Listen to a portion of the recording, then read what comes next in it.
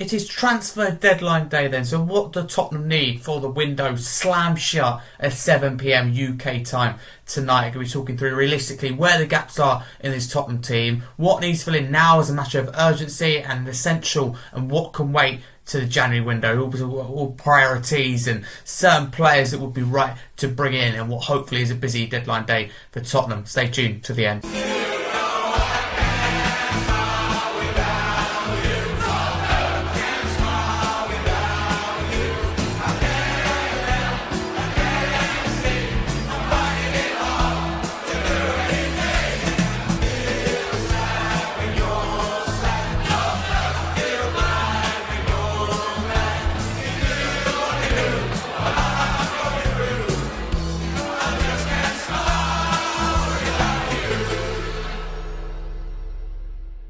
If you're new to the channel, please like, subscribe. No better time ahead of transfer deadline day. It's going to be a busy one. So let's get straight into it then. What do Tottenham need before the window slams shut? So firstly, I want to talk through where, in my opinion, there are gaps in the squad. And listen, right, the best team in the world, even though they spend so much money, whether it be Liverpool, Arsenal, they've still got gaps in their squad, to be clear. So we're never going to fill the gaps. So I'm going to list quite a few gaps that I see in the Spurs team, but I do not for 1 minute expect them all to be filled this window or even all in the next window. So for me there are a few key gaps, so let's go through them and we'll start kind of from the back, goalkeeper, defence and move forward. So for me, centre back depth, this is a big worry of mine. Only 3 fit centre backs, Romero, Van der Ven and Danso. Dragusin isn't too far away from return to training, but Frank said a couple of months the other day to returns to playing football. Takai still out. I think we'll be back similar time as well, maybe a little bit before. So really concerned, because if Frank wants to play a back three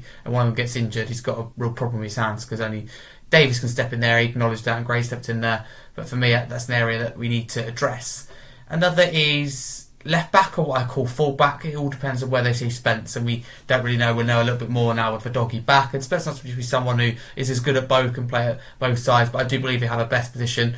Might even be at left back, but let's assume it's right back, then we need to get a left back. Love Ben Davies, but we shouldn't be going into a season where we want to compete in all 4 fronts, so we want to do well in the likes of the Champions League, and you've got Ben Davies as your backup left back. No disrespect, he doesn't get the credit he deserves in terms of the loyalty to the club, but he's definitely passed his sell by date. So far centre back and left back. Where else do I think there are gaps? I'd like to say number 10, but I'm not going to be picky and say that, because in Kulusevski and Madison come back, that's no longer a problem. But reality is we only have 110 at the moment in Xavi Simons. I'm not going to say it's a gap, but I will say that left wing is a gap. We just lack that kind of quality, then spark that Kudus brings on the right, and Simons will bring in the 10. Left wing, I think we've got a lot of depth there, and Odegaard could be that player from Burnley. We haven't seen enough of him, and Mattis Tell maybe over time, I don't know. We could say, but like Johnson as well, scores your goals. He's never going to want to light up a game, but winning, scoring goals win your football matches, getting assists win your football matches. Johnson does that. But whether he can be as effective on the left-hand side as the right, I'm not totally convinced. I'm happy with Solanke and Richarlison as our strikers going into the season, but now Solanke's got injured. All of a sudden, for me, is like there is a gap there, which whether it needs addressing or not, maybe a loan deal. It's difficult with not too many strikers out there. So those are the gaps identified. So what is essential now and what can wait? Interesting. You want to be say as less as possible to try and get it done. If I'm totally honest with you, I think we do need to sign 2 players today. Ideally, it's not going to be an absolute disaster if we don't. But I'd argue, of all the positions that I mentioned, that centre back and left back we need. And a lot of people say wait centre back till January, and if we needed to, that's fine. But if Jags is not ready to play for another couple of months, and we don't know the situation with Takai, and we've only got 3 centre backs, that's fine. But it's not when you start playing Champions League football, which we do in September, and you start playing 2 games a week, and you haven't really got much option there. I mean, Davies and Gray can play there, so it's not a matter of emergency, but it would be nice to do in this window. Left wing would be the total priority, the number 1 position for me, thinking about it. Because although, again, we've got depth, we haven't got the quality. And at the moment, we're struggling to break down teams. We're lacking creativity. We're lacking that flair. Bournemouth, not enough balls in the box, not enough chances. We're creative. We need that glimmer, that little bit of shine from that left wing position. We need a top left winger as well. A proper Son replacement that hasn't been brought yet. So if you said to me, Harry, centre back or left back, and you said to me, one has to be signed now, one has to wait till January, I would say sign a left winger now and wait to sign a centre back. So an absolute must is a left winger. Anything else is a bonus or will be nice. So Tottenham can get away with, in theory, signing one more player this window. But there is another side to the coin, another toss of the coin, I suppose. The other side of the argument that Xavi Simons can play at left wing.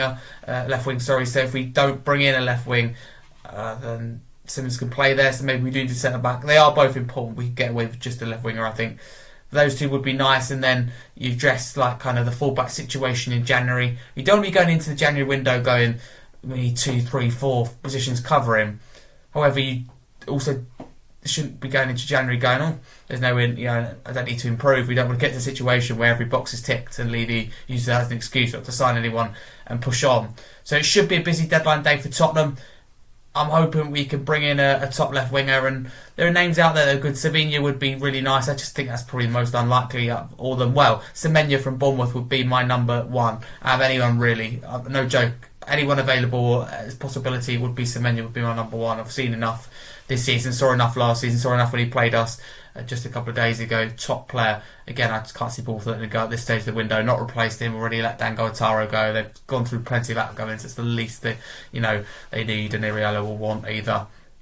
Lookman, I think, would be nice. I don't think the club will do it at all, because the fact that apparently Atalanta want that permanent deal or an obligation, I think that would put Spurs and Levy off in particular. I think they'd want a loan with an option to buy, if anything, so I can see Spurs walking away from that. There are plenty of options. We need to be clear about that. It's about bringing in someone who's right. For me, I like Lookman. It didn't work out in the Premier League before, be sensible. I'd be open to a loan with an option. I'm not quite sure what I think about an obligation. I would like it. I think it would be nice. So there are plenty of, I'll say plenty, there's a few, isn't there, left wingers out there. I mean, Sevilla would be nice, but there's no point chasing someone that a move has been blocked for at the same time. I think we need to I'll pay whatever Bournemouth want for Semenya at this rate. But in terms of centre-back, I think Manuel Kanji makes most sense to me. With reportedly, there's several sources saying this. The City would accept £15 million. He wants to play Champions League. I think that'd be great for depth. And also, Kanji's not someone that's going to completely sit on the bench all the time. We need to get that balance of someone who can challenge Romero and Van der Ven and keep them on their toes for healthy competition, also provide depth. I think Akanji can do that. The only thing is, for me, we need a left-sided centre-back, so does that suit someone like a Nathan Ake a little bit more? I don't think Ake will be as open to leaving City as Akanji will be, just my pure guess. But with the need of City to reduce the squad, there's always a possibility that, like Savigny, could happen. So those are my thoughts on what Tottenham need. 1 to 2 players. One would be okay if it's a top player. What I don't want Tottenham to do is panic buy. I'd actually rather wait till January to sign the player than just bring someone in for heaven's sake and it's the wrong player. How many panic buys have we seen Tottenham do, or the wrong signings, or the wrong recruitment? This summer the recruitment's been better. We haven't done enough. For a club that finished 17th in the Premier League last year, you've got chairman saying we want to win the Premier League and Champions League. You have to follow that up with action. We haven't done that. We recruited well, Paulinho, Kudus, Simmons, all good signings. We haven't gone far enough. There are a lot of gaps in this team, and Frank at the moment, in my opinion, has been still set up to fail. And it will maybe harsh, but he hasn't been given the tools to compete on all 4 fronts. That's the way I view it. Tottenham need a busy deadline. We should never let ourselves get in this situation. So if the window's shut now, I'd probably rate the window a 6 out of 10. For all my moaning, I'd go recruitment good, but we could have done a lot better. And the reason it's just frustrating is it's different if you've got Levy saying, look, we're trying to get back in the top 6. And I'm not saying he wants to win the Premier League or Champions League this year, but he's been very clear about his ambition. We need to follow it up. We need to do a lot more. We need to go up and beyond. That's the way. And it's only 6 out of 10. We struggle with outgoings. There's still gaps in the squad. So let's hope this time the video gets you. We get advanced talks for a player or something happens. But just worries me how Frank said we don't need a centre back or striker. So if we just bring in a left winger, that's happy for me. I'm happy with that. But I just don't want to bring someone in for the sake of it, like a Moussa Sissoko on deadline day. I'd rather wait a bit longer than get someone who's not right for Frank, isn't right for the dressing room, the wrong character, wrong for the system, wrong for the club, not very good.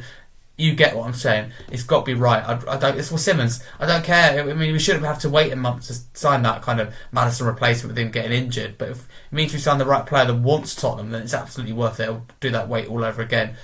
Could dodge the bullet with Eze and Gibbs White.